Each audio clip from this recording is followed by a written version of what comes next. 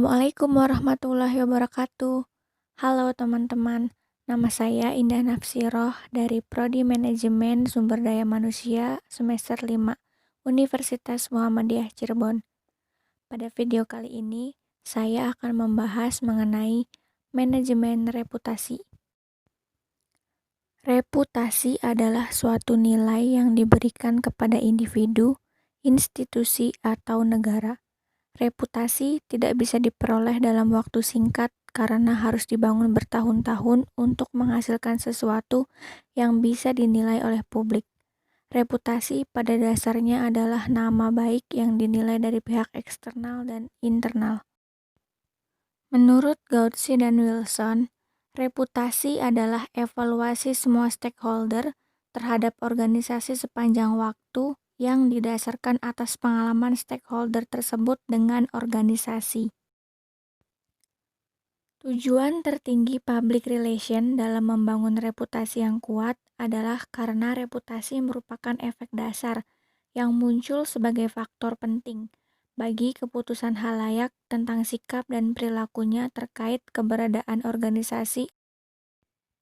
Proses terbentuknya reputasi terbagi menjadi dua tahap.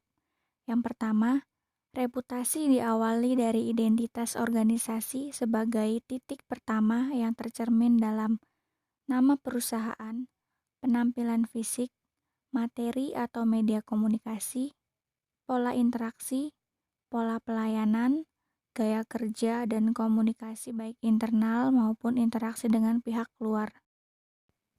Yang kedua, reputasi mencerminkan persepsi publik terkait mengenai tindakan-tindakan organisasi yang telah berlalu dan prospek organisasi di masa yang akan datang.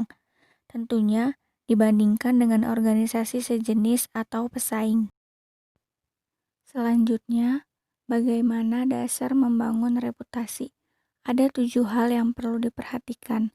Yang pertama, komunikasi. Komunikasi sangat penting untuk menyampaikan apa yang sebenarnya terjadi, sehingga terhindar dari opini merugikan di tengah masyarakat.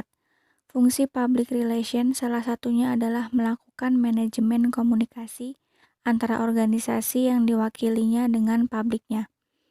Yang kedua, sikap profesional. Profesionalisme adalah cara bekerja yang sangat didominasi oleh sikap, bukan sekedar daftar skill dan kompetisi yang dimiliki.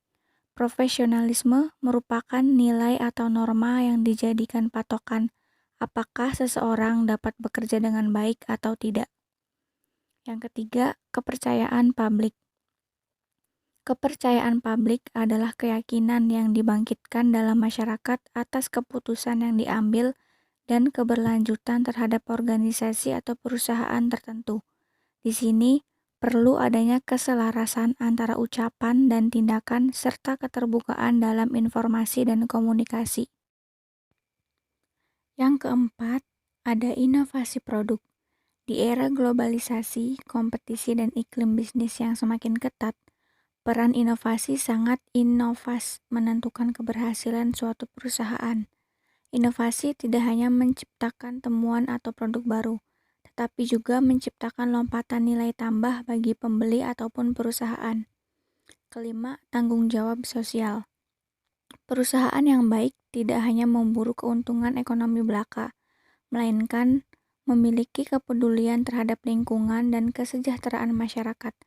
Kepedulian sosial perusahaan didasari atas alasan bahwasannya kegiatan perusahaan membawa dampak bagi kondisi lingkungan dan sosial ekonomi masyarakat. Yang keenam, kualitas layanan konsumen. Kualitas layanan yang baik bukanlah berdasarkan persepsi penyedia jasa atau produk, melainkan persepsi konsumsi konsumen itu sendiri. Yang ketujuh, responsif terhadap feedback publik. Merupakan upaya perusahaan untuk peduli terhadap para pelanggannya dengan memberikan pelayanan yang terbaik dan menjawab segala keluhan publik, baik internal maupun eksternal. Adam Jolie menyatakan bahwa secara makro, kunci dari pengelolaan reputasi adalah behave well. Tidak heran jika reputasi perusahaan merupakan aset strategis, karena Reputasi dapat meningkatkan value dari perusahaan yang bersangkutan.